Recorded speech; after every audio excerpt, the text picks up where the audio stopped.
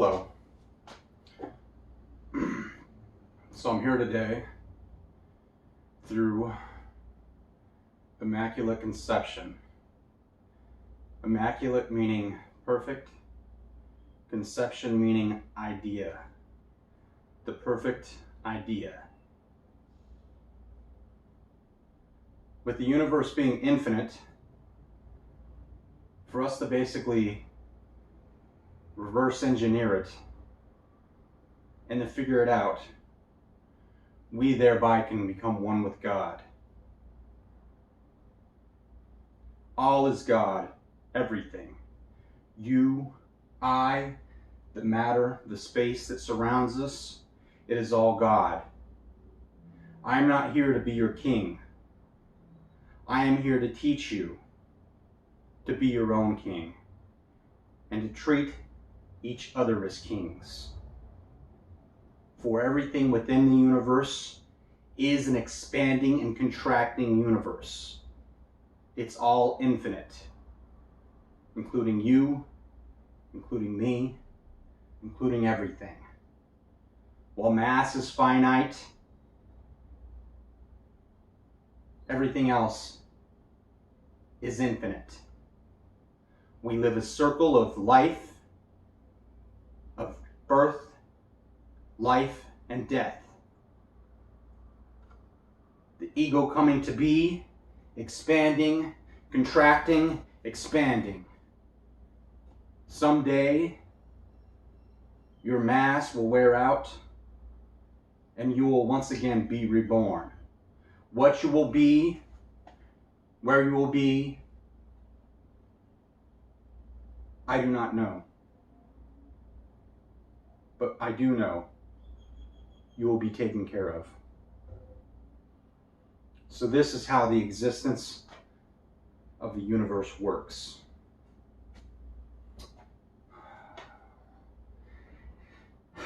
At the very center of everything that is the gluon. And what is the gluon? The gluon is infinite space. And what does that mean? The gluon is infinite Higgs bosons and infinite photons. The photons infinitely expanding, the gluons, Higgs bosons infinitely contracting, pushing out, pulling everything in together infinitely. Okay? So let me trace the string for you. In the middle, you have the gluons, which are infinite photons and Higgs bosons, infinitely expanding and infinitely contracting. The next level, you have the W plus bosons, which account for light and heat.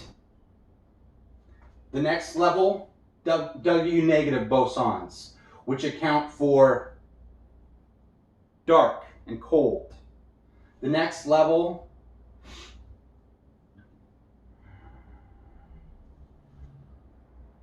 is the neutron neutrino. The next level is the neutron antineutrino.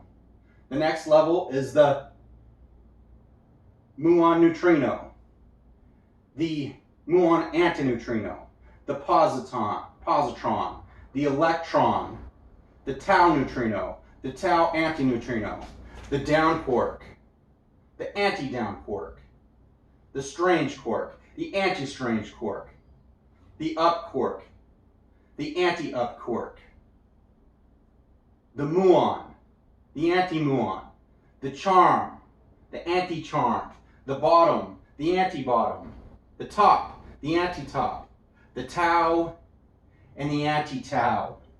And beyond that, the Higgs field begins again, which is what? Infinite gluons. Okay? All these different octaves of the hydrogen atom are separated by the Z bosons, which are what? Infinite gluons. and Higgs bosons, as well as photons, okay? If you want to think of it as particles, think of it as particles twisting every which direction and interconnecting like a rope going this direction, except in reality, within existence, it's going every which direction infinitely. Okay? So, if you want to think about it in wave form, at the center is the Higgs field, the Higgs bosons, which are both infinite photons and infinite gluons, both infinitely expanding and infinitely contracting. Okay? And then it goes to the next level, and the next level, and the next level, and the next level, and the next level. Up to 30 levels before it starts over again. It's all infinite. You're infinite. I'm infinite. It's all infinite. But there must be birth and there must be death. And why is that? Because that is what keeps things perpetually moving and changing. There needs to be love as well as entropy. Okay? Think of the photon as magnetic waves pushing everything out. Think of the gluon as gravity waves pulling everything in. Okay? If you want to think about it in wave format, think about it like this. This is the wave of the photon. This is the wave of the gluon, making the perfect sphere. Okay? So, photon, gluon, if you want to look at it in a wave formation. Okay?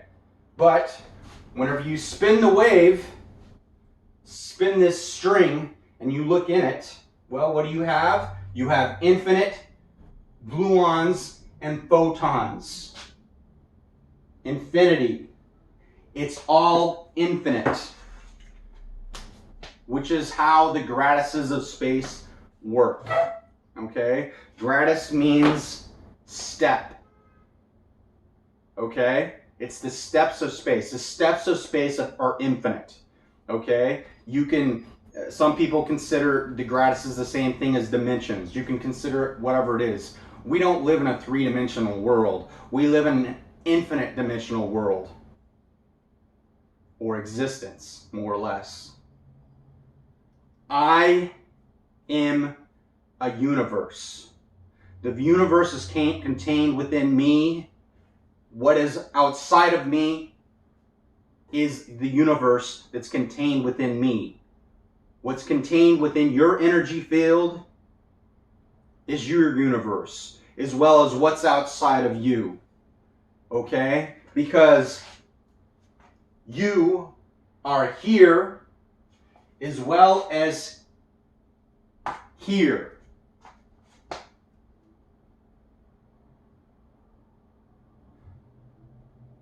The infinite Higgs field, which is Higgs bosons, which are both infinite gluons and infinite photons, both infinitely expanding and contracting.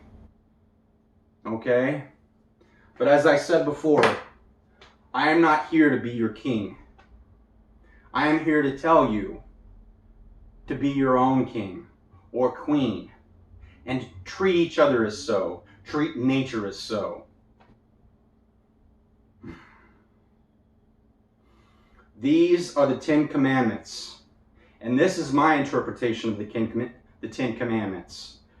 You are your own energy field. I am my own energy field. Existence is up to your own interpretation. If you want to assimilate these beliefs, that is your choice. You do not have to. You can believe whatever you want to believe.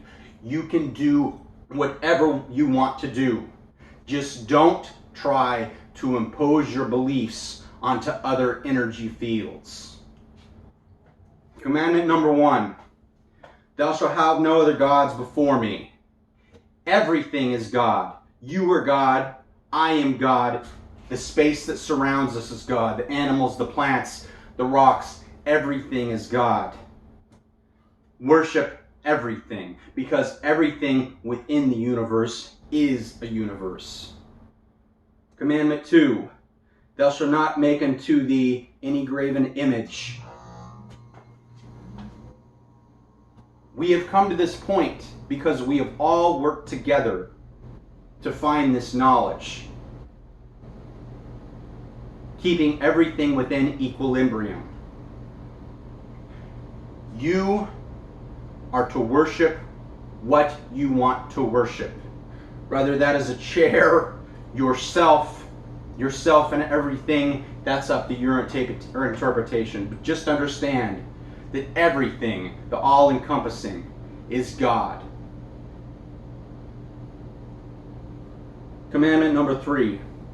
Thou shalt not take the name of the Lord thy God in vain. What does that mean? Does that mean not to say shit? Does that mean not to say fuck? No, that doesn't mean that. My interpretation of it is to despise your own existence that you've been given. This is the Immaculate Conception, the perfect idea. Commandment number 4. Remember the Sabbath day to keep it holy. The interpretation of that to myself is that you need to take time off for yourself to keep yourself in balance, to keep yourself tranquil. Do not worry about the future moment or the past moment. Stay within the present moment. Do not concentrate on the reward, concentrate on the work. Commandment number 5, honor thy father and thy mother. That explains itself. Number 6, thou shalt not kill. My interpretation of this is only whenever doing it in an uncaring way for others, thou shalt not kill. If we weren't meant to eat animals, we would have never eaten animals. But you still need to treat everything with respect, including the plants and the animals and all that is. Now, saying that a mother that does not want a child has to have that child, that is imposing your will onto others. If that child does not come into being, that energy will be taken care of. That is not for us to worry about.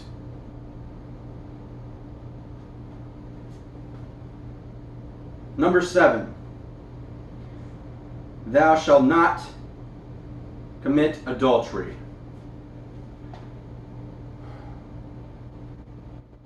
When these words were first spoken, they were interpreted as meaning sex between people.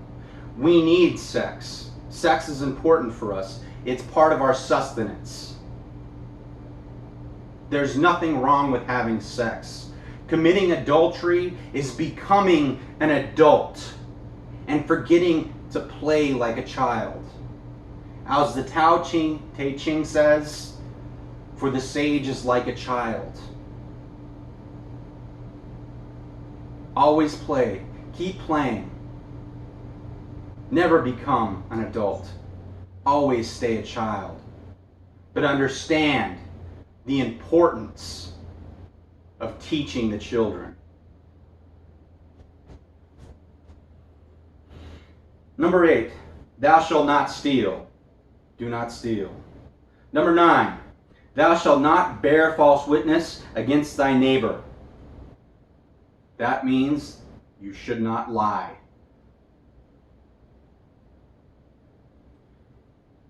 Number 10, thou shalt not covet.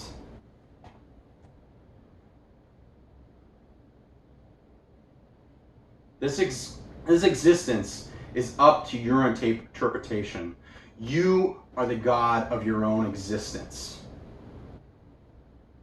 Okay? All of this is within inside of you. All of you is within inside of you. You are everywhere.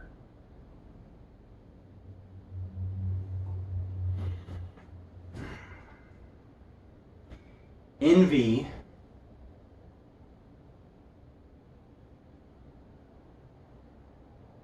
is a sin. If you covet what other people have, you're not letting yourself be at peace. Be happy for others and be happy for yourself.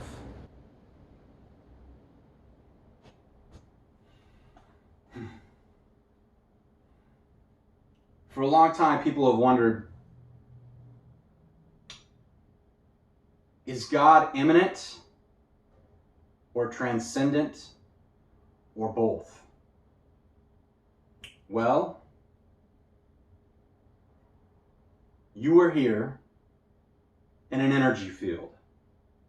Someday, the mass of that energy field will wear out and you will be reborn. Your essence will transcend. This is immanence. That's transcendence. So is God both immanent and transcendent? Yes, because you are both immanent and transcendent. Whenever Christ was on the cross and he said, God, why hast thou forsaken me?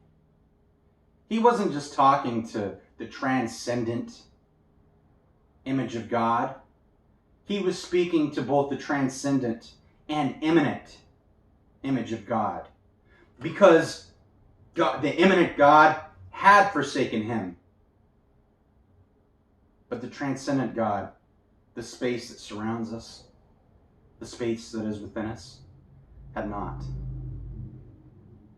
And whenever Christ said, the meek shall inherit the earth, meek meaning submissive.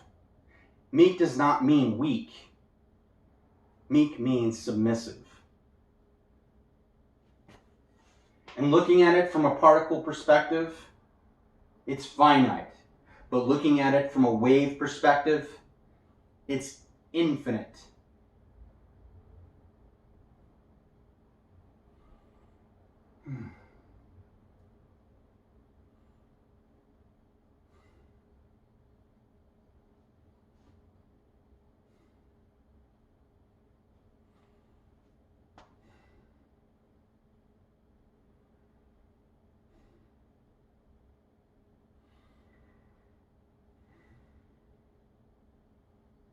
There are plenty of texts out there for you to learn about moksha, salvation, enlightenment. But as the Buddha said, the most important scriptures are written on the blank scrolls. That is consciousness. That is the gluon, which is infinite Higgs bosons, which is what? The Z boson, which is the horizon.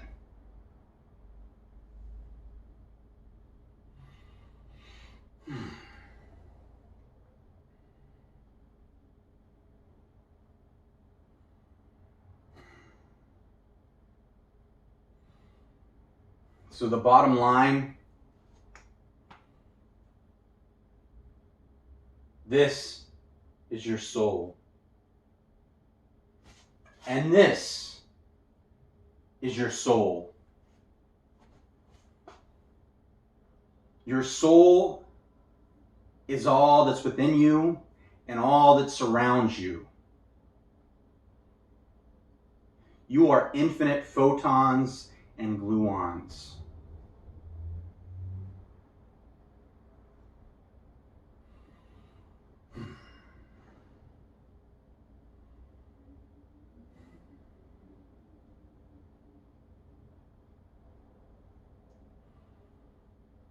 That is the string,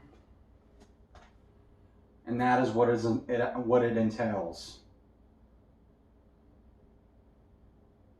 If you want, you can think of it as particles that are combining as a winding rope, except in going in one direction, they're going in all directions, infinitely expanding.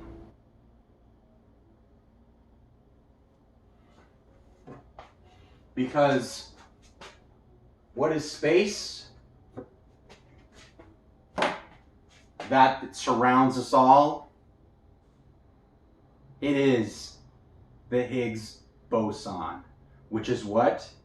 Infinite gluons, which are what? Infinite Z bosons. All of existence is an infinite series of spheres getting infinitely smaller and infinitely larger. And that is all. Be good to one another and take care of each other. That is all that I ask of you. Thank you.